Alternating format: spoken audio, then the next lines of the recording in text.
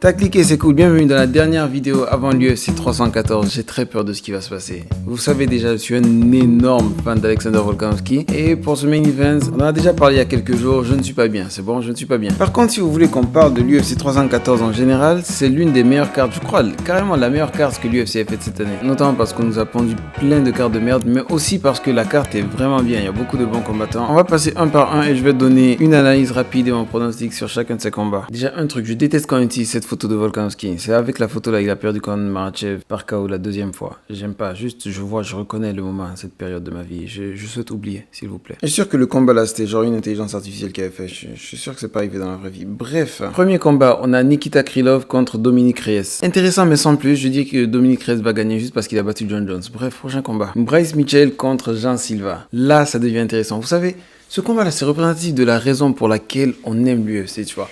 Quand il y a deux personnes qui visiblement ne s'aiment pas du tout, ils s'insultent pendant des jours, semaines, voire des mois, puis après tu vas vraiment les voir tous les deux enfermés dans une cage en train de se bagarrer. C'est pour ça qu'on est là. D'une part, on a Bryce Mitchell, fidèle serviteur de Jésus, qui enchaîne dinguerie sur dinguerie comme « Ouais, la terre est plate, ça va. Ouais, Hitler avait l'air d'être un bon gars, je pourrais aller faire de la pêche avec lui. » Comment ça, mon ref? Du coup, ouais, il y a plein de personnes qui veulent le voir se faire tabasser, tu vois. Et contre qui de mieux le faire tabasser, je sais pas parler français, vous savez comme ce que je veux dire, que Jean Silva, un des combattants de la famous équipe, pourquoi je parle en anglais, de la célèbre équipe les Fighting Nerds, qui prennent d'assaut l'UFC. Ils sont invaincus à l'UFC d'ailleurs. Du coup, ce combat, c'est en mode, waouh, le bien contre le mal. On sait même pas, en vérité, ils disent le bien contre le mal, mais je sais même pas qui est le bien dans l'histoire, en vérité, tu vois. Quoi qu'il en soit, lutteur contre striker, qui est-ce que je pense qui va gagner? Je pense que Jean Silva va gagner. Je sais pas, j'ai l'impression qu'il est genre, il est sur une lancée et genre, il y a certaines personnes, genre comme Topuria, ces derniers combats, t'as juste l'impression, c'est comme ça que c'est écrit dans le livre, donc c'est comme ça que ça doit se passer, quoi. Tout ça pour dire que je vois Jean Silva gagner par KO. Quoique, si vous voulez que je sois honnête avec vous, j'ai un peu envie que Bryce Mitchell gagne, par finish en plus, juste pour voir son interview d'après combat. Ce serait un moment légendaire de nos vies. Vas-y, je dis Bryce Mitchell gagne, vas-y. Prochain combat, on a Yair Rodriguez contre Patricio Pitbull. Je suis pas très familier avec Patricio Pitbull. Askip, c'est l'un des plus grands combattants du Bellator. Je crois on va lui montrer l'UFC c'est comment, tu vois. Il est venu bien trop tard à l'UFC.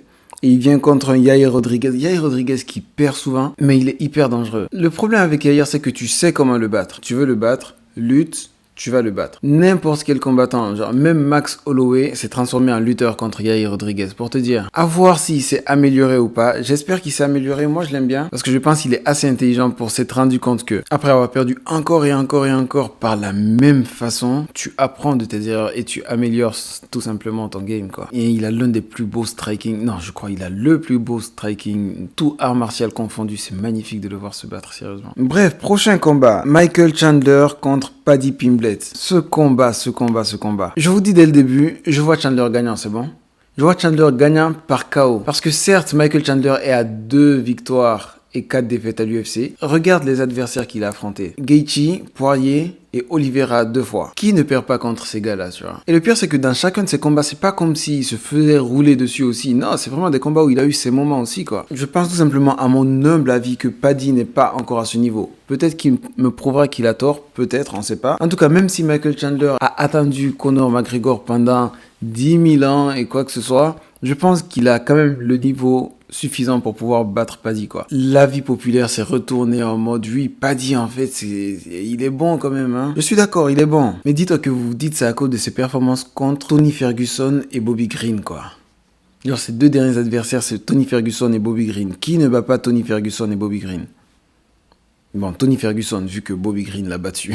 Mais par quel moyen est-ce que Paddy battrait Chandler? Peut-être en le soumettant? Non, c'est juste pas possible de soumettre Chandler. Parce que comme Volkanovski, il n'a pas de coup. Mais mis à part ça, Charles Oliveira a fait 5 rounds contre lui et il ne l'a pas soumis. Certes, tu me diras, Poirier l'a soumis, mais c'était après s'être fait tabasser debout, quoi. Je pense pas Paddy capable de pouvoir faire quoi que ce soit à Chandler debout. Forcément, c'est possible de faire quoi que ce soit à Chandler debout parce qu'il n'a aucune défense. Mais Paddy non plus. La défense de striking de Paddy est extrêmement faible. Et est-ce qu'il pourra résister à cette boule de muscles qui envoie des coups à toute patate?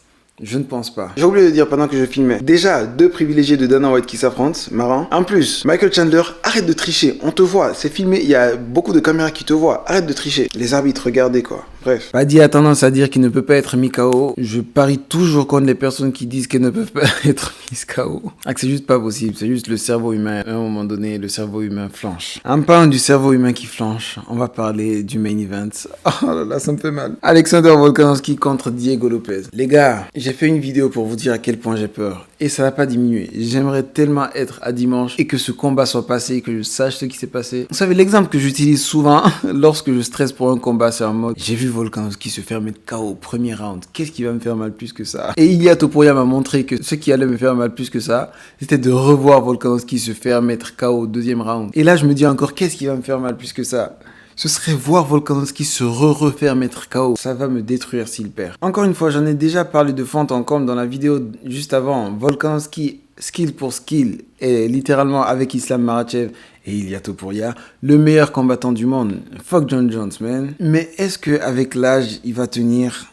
Telle est la question. Parce que non seulement il y a la question de l'âge, mais il y a aussi la question du chin, du menton. J'ai entendu dire que le cerveau humain, c'est comme un oignon en fait. Tu enlèves une couche, elle ne revient plus. Tu enlèves une deuxième couche, elle ne revient plus. Et Volkanovski, il y a 2 couches qui sont parties récemment. Certes, il a bien fait de ne pas être revenu directement après, il a pris 1 an de pause, mais ça ne veut pas dire que les 2 couches qui sont parties sont revenues. Non, peut-être c'est juste la 3e couche qui sera moins fragilisée que s'il était revenu 2 mois plus tard, tu vois ce que je veux dire? C'est 2 combattants que j'aime bien. J'aime beaucoup Diego Lopez, mais je ne peux juste pas être de ton côté, quoi. Surtout, écoute, par quel moyen tu vois Volkanovski battre Diego Lopez? Parce que on voit les échanges que Diego Lopez apprécie tant, et c'est exactement les échanges que Volkanovski n'aime pas. On l'a vu dans les premiers combats contre Max Holloway, dans le premier combat contre Islam Makhachev, dans le combat contre Ilia Topuria.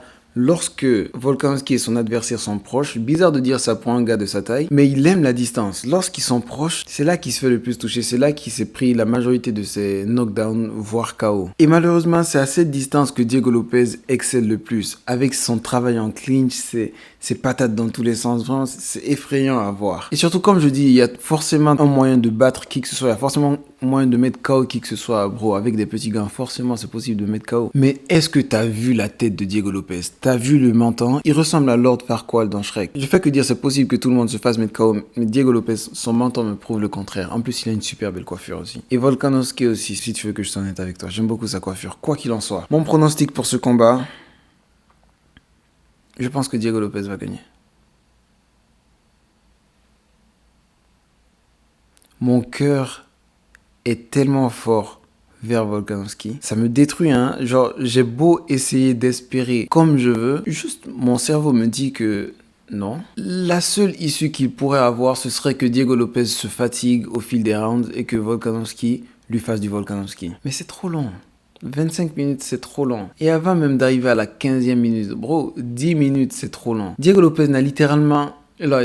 Il y a toujours à craindre le pouvoir de quelqu'un. Mais Volkanovski, c'est pas quelqu'un qui te met KO en un coup. Diego Lopez n'a pas à craindre ça. Il peut aller directement dans la pocket et envoyer des coups. C'est à ce moment-là que la lutte de Volkanovski devrait parler. J'espère de tout cœur que ça pourrait avoir un impact et qu'il pourrait faire de telle sorte à le saper au sol pour qu'il puisse être moins efficace debout, comme il a fait avec Yair Rodriguez. Mais je pense juste pas, quoi. Genre, sincèrement, juste, je pense pas. Je pense que Lopez va gagner, c'est tout. Du coup, voilà mes pronostics pour cette carte. La carte s'annonce super, hein. Je pense très sincèrement qu'on n'aura pas un seul combat ennuyeux. Genre, même pas je pense. Il y a certains combats, on espère avoir quelque chose de divertissant, mais parfois on est sûr que quoi qu'il arrive, ce sera un banger. Là, cette carte-là, la carte principale, je crois que quoi qu'il arrive, ce sera un banger. Quoi qu'il en soit, merci d'avoir regardé la vidéo. Dites-moi ce que vous en pensez en commentaire si vous êtes d'accord avec moi. Donnez-moi le pronostic pour chacun des combats, tiens. Yes, ça m'intéresse. N'oubliez pas de vous abonner, d'activer la cloche, de liker et de dire ce que vous avez pensé de la vidéo aussi. Et aussi de partager. Voilà, faut pas oublier. Merci à tous d'avoir regardé. À la prochaine. Big bisous.